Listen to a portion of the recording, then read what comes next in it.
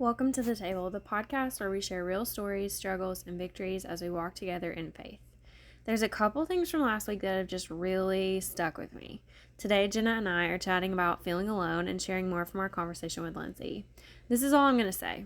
He never meant for us to live this life alone. There are so many gifts he's given us to get through the really sweet celebrations and the really devastating heartache.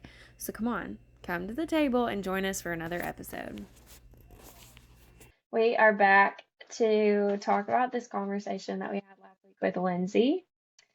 And it's been kind of nice to have a little bit of time to reflect on some of the things that she said, and just kind of sit with it. And I know we both said this. There were several moments in that conversation where we could have made a whole podcast. Like several things she covered that really could have been an episode all on their own. Yeah. So I'm excited to see where this conversation goes because I think it could go, 15 different directions. So we'll see what happens. So I guess like Lindsay really well. Tell me what were some of your feelings about that conversation when we left it? The idea or the lie that we believe that we're alone is pretty heavy.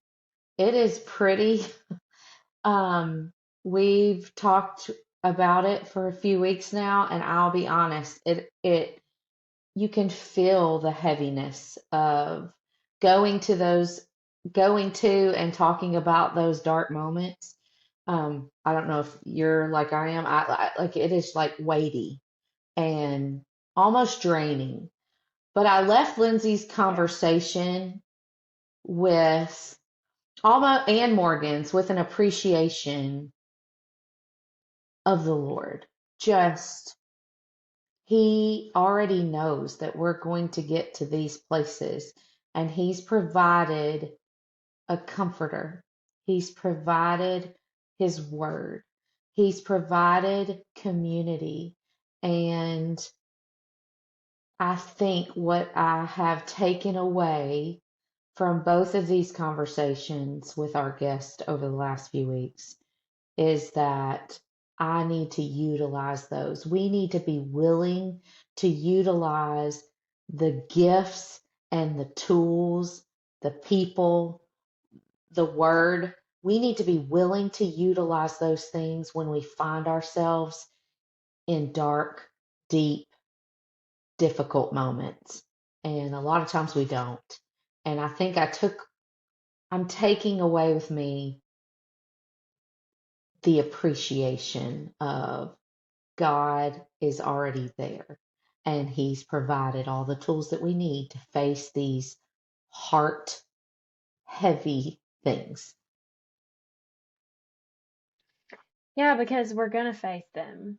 Like it's not everyone is gonna experience like situations and circumstances like the ones that we've been talking about, and it is heavy. It does feel heavy because I think it highlights. I don't know. I won't speak for Morgan or Lindsay about where they are today in their journey through those seasons, but it's like just a reminder that there are really, really hard things that we have to go through in life. And I think that's the weightiness of it. And so you're right, like we're gonna face those. And so remembering to lean on those good gifts that he's given us and I'm a nurse, and so I talk a lot about resources, but it's like use the resources he's given you because he knows this is gonna happen. And he has given us all we Mhm. need to get through the other side. So I think that's a really good point. Something that she said in her episode kind of stuck with me.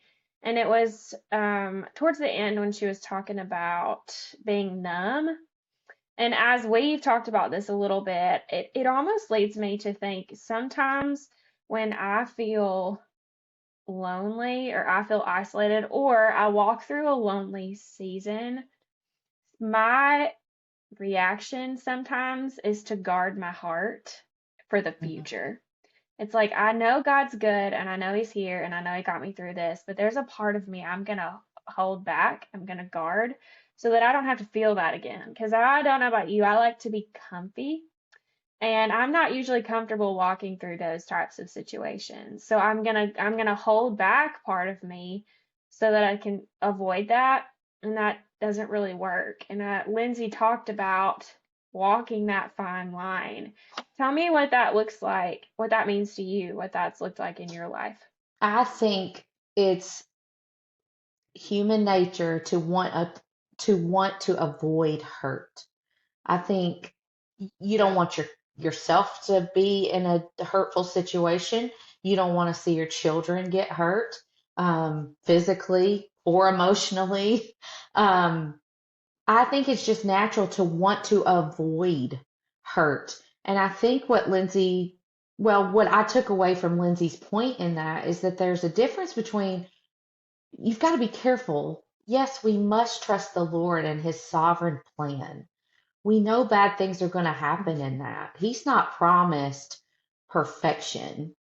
He's promised that he will be with us, whatever comes our way. And we've got to be careful when we're trusting and walking out God's plans for our lives that we don't guard our hearts to the point that we're not willing to be available to people or be willing to listen to what the Lord says or even be capable of ache or of emotion. I think that's the fine line that I don't want to walk is I've been in hard situations. I can remember our first year of marriage and we lost in that first year of marriage, right after we were married, we lost my grandmother. A month later, Brian's grandfather. Then we miscarried, and then we lost his dad within a year. And 10 months after that, we lost Brian's mom. So, like within the first 2 years of marriage, it was very, very hard. And I never once questioned what the Lord was doing, but it got to the point where all I was doing was sitting in a funeral home. And not to make light of it, but it it was like that's all we were doing. It was like you almost were waiting for the next bad thing to happen. And I can't live life that way. Mhm. That's not what the Lord Yeah. intends for me. He does intend for me to be prepared and to have read His Word and to be prayerful so that when those seasons come, those seasons of loss, grief, difficulty, hardship, loneliness, so that in those seasons I'm prepared to walk it with the Lord instead of trying to put up the walls and just ignore what I'm feeling. Because those feelings of loss and grief, loneliness, all those things that I just mentioned, they're real. Those are emotions that we face. Jesus faced them when he walked this earth. He knows our feelings and he understands them.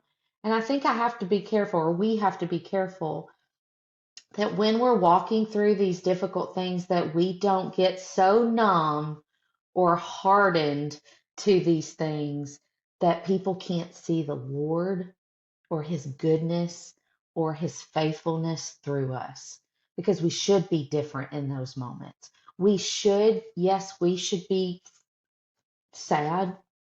We're going to hurt. We're going to have to process these things, but as a Christian, I should face them with hope. And because I have hope and confidence in the Lord, I'm not numb. I know that there's joy awaiting me. And He will use these bad things for our good. I trust and know that that's the truth. I I'm so glad that you talked about feelings because I think it's important. You know, we're saying when I feel alone or when I feel sad or when I feel whatever, like those feelings are not sinful. Mm-mm. Feelings are feelings. They're valid. They are the way you feel. But they're not God. And sometimes they lead us in the wrong direction. And I think about when I was younger and I had walked through a really hard relationship, and my response to that was that I'm not going to feel Mm, like you are not going to hurt my feelings.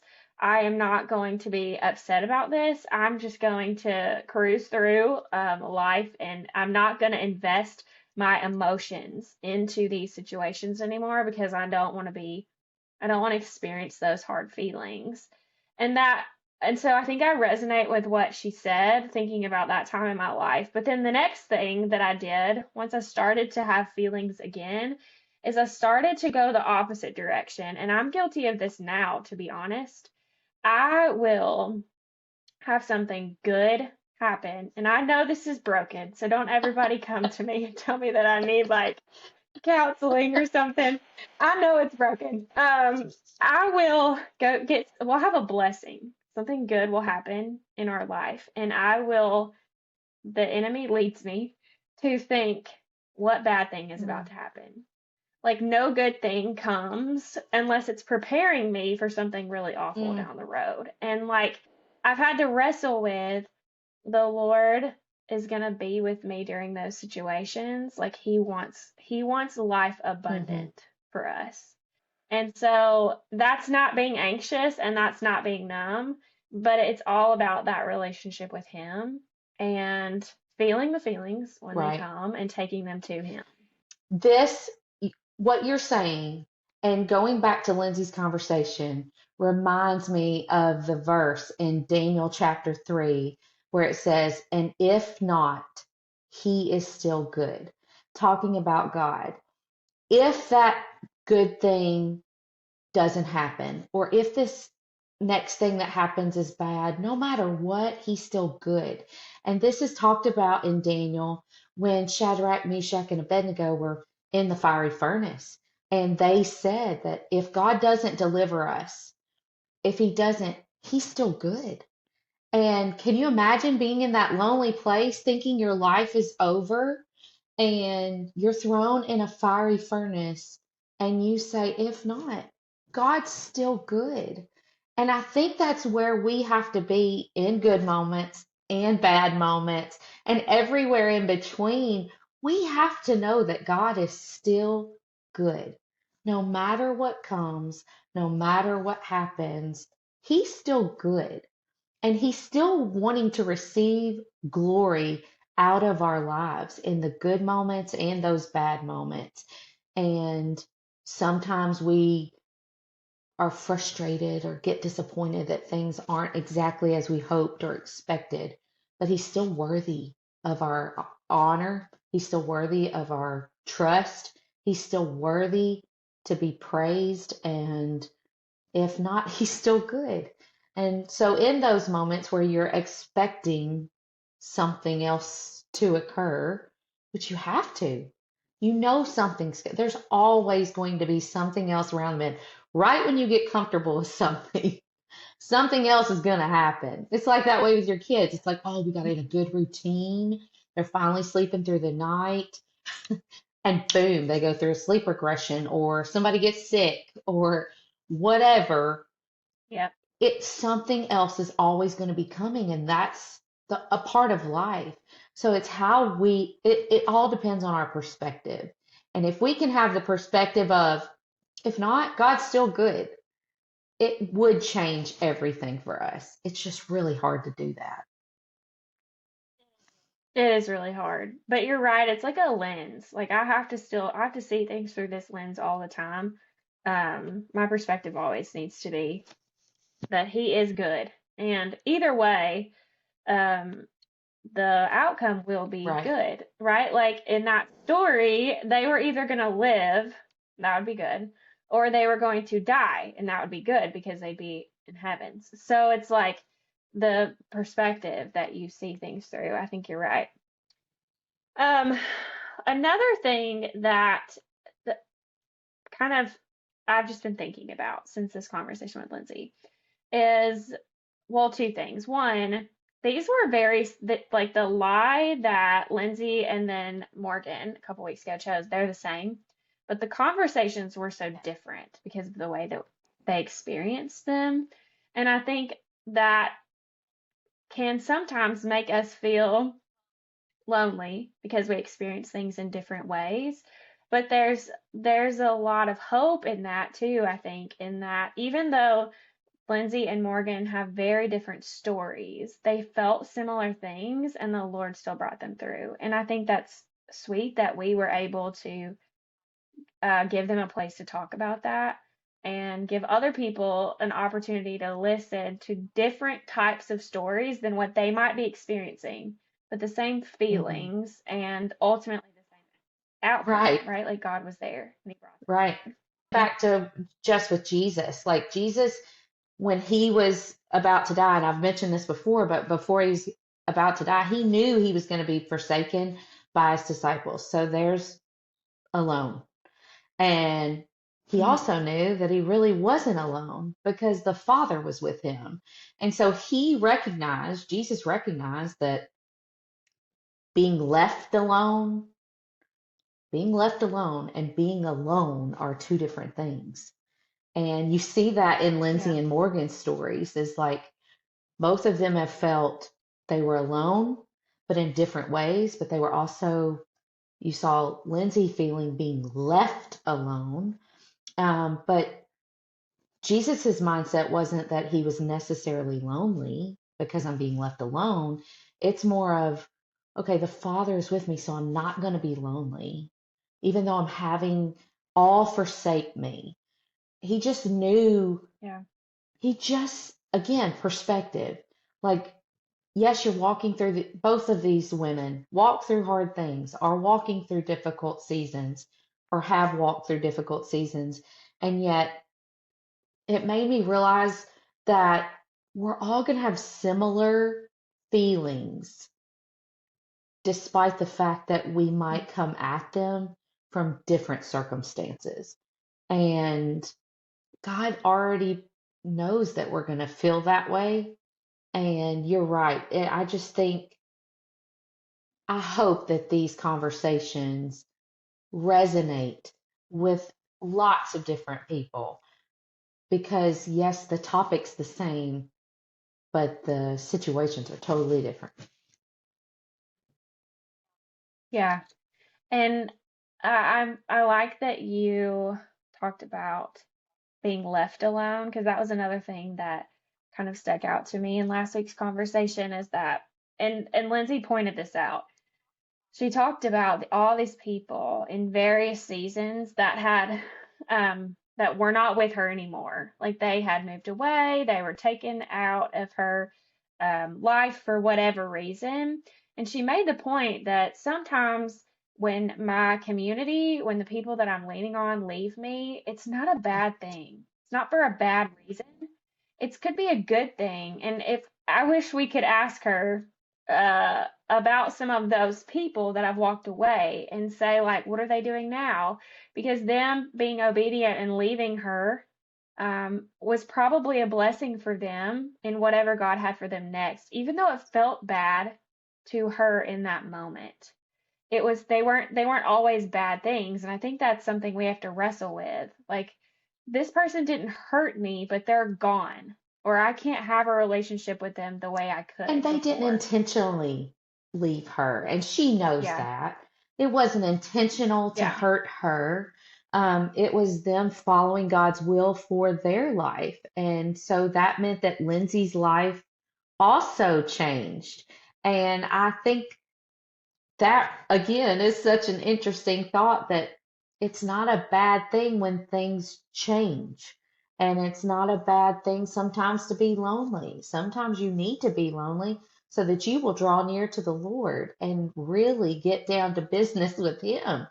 Um, but I do know that she has grown in those friendships that she felt she lost. They've grown in different ways. Um, I just, I really appreciated her vulnerability in just sharing, this is what it made me feel like, but also I knew it wasn't a bad thing. They were leaving for good reasons because the Lord had led them away, or that, for a different job or going back home, or Um, all of those things I think are facts of life. People, seasons come and seasons go. Hmm. It's just another time that you have to have that perspective. Right? Which is unfortunate that it's not just the things happening in my life, the things happening in other people's life too that Hmm. impacts me because we're living in Right. community. It's part of what Hmm. happens. Um, okay, tell me what are some of your other notes from this conversation that we haven't talked about You yet? said it when we were talking with her that we could have had a whole podcast on her answering the feast, fellowship, and Yeah, forgiveness.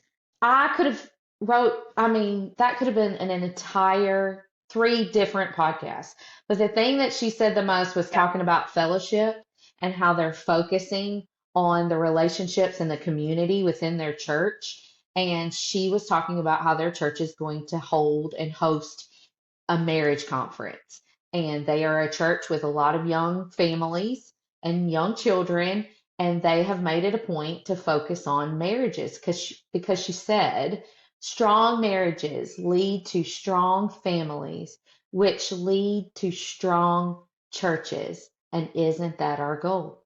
Is we want to have strong marriages, not just for the two of us, but for our family so that your children can see it modeled. And then when your family sees it modeled, then the church, who is the bride of Christ, they will see what it should be like. And I thought that was such a great point that she made, going into feeling lonely, going into all these circumstances that she's had. She still wants to have a strong marriage. She wants to have a strong family, and she loves a strong church. And I just thought that was such a beautiful statement that all of us need to have. I need to focus on my marriage and make it deep and strong and focused on the Lord so that my family can then be strong, deep, focused on the Lord. So then my church can as well. And that stood out so heavily to me. Yeah, me too. And that's, I mean, you said this, like that could be a post all on its own. So probably you'll see that this week, I'm sure. I do think that's sweet, and I think it's sweet to me as not a pastor's wife that that's her heart for her Right. church and like your heart for your church. I mean, that's my heart for my church, but it's not mine in the sense that my husband is not the pastor, but I just think that's a sweet desire that she has for her church and for those young families in her church to have those strong marriages and grow those strong Well, and families. I know you're not a pastor's wife, but you should want that for your church as well. We just hold it in a different Yeah. regard because he is the pastor, so he carries that weight. So we carry that weight. But I think we all as Christians and as members of churches, we have to want our churches to grow. We want to see people saved, and the way to do that is our faith needs to be contagious. And you know what's contagious is a strong marriage. You know what's contagious? A strong family. That's what's contagious when they see the Lord working in a couple, when they see the Lord working within your family.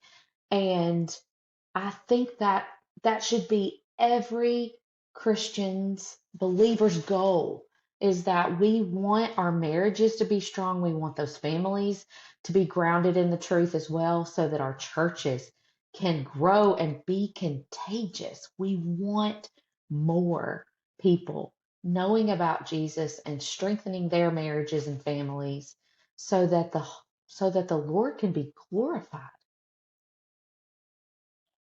Yes, you're exactly right. And I'm not going to get on my soapbox. It's over there, but I'm not getting on it. But I do think like they it's harder for me to see how the Lord is working in your life and in your marriage if I don't know Mm, about it. If all I see is your happy, smiling face for an hour on Sunday right. mornings. It's hard. Like if these guests weren't coming here and talking about their life, I don't know that it would be as impactful to other people. It's a lot of truth, and like we don't need to add anything to scripture. So I'm not saying that, but I just think to see someone grow in their faith and in their walk with Jesus, it just does something for Hmm. us and it becomes contagious, right? It encourages me to do the same thing with my husband and with my family. I thought it was so sweet when she talked about the red card. And her oldest talking in kindergarten and getting a red card, and her husband taking him to the word and saying, "This is what the Bible says about people who talk too much," or "This is some Yeah, guidance for talking too much." I thought that was so sweet, and that's such a great example of building a strong you're right. family. That's so precious, so precious. And I think what I am continuing to learn is how important the word is to all of these things.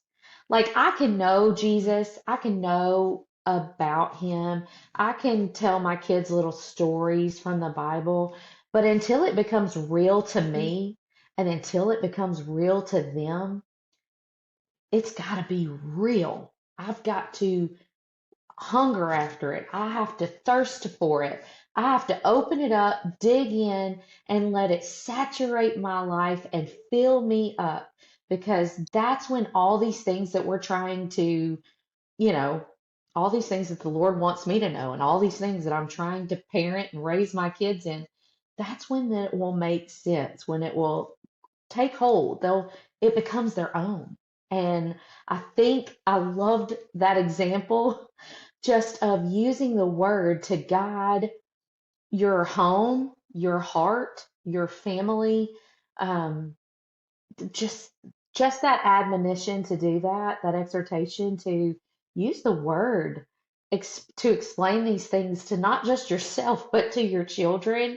And that will build strong churches, is when these kids grab a hold of this stuff and start sharing it with others and they believe it for themselves. Yeah, I couldn't agree more. All right, what else is in your notes that we haven't I said think we're yet? done. I think we're done. We'll be back with another lie All soon right. enough. Thank Thanks, you. Jenna. Thanks for coming to the table. We hope today's conversation encouraged you as you seek Jesus in the big moments and the little ones. Check out our show notes for any scripture, resources, anything we talked about today. Feel free to share this episode, leave us a comment, ask a question, or share your thoughts with us. We have another guest joining us next week for our very last lie in this summer series. My past defines my future. I cannot believe summer's almost over. How is it ending already? Soak in these last few weeks of summer heat and enjoy the extra time with family. Thanks for being here with us. If you haven't already, go follow us on socials to see all the things we share throughout the week. We'll see you next time.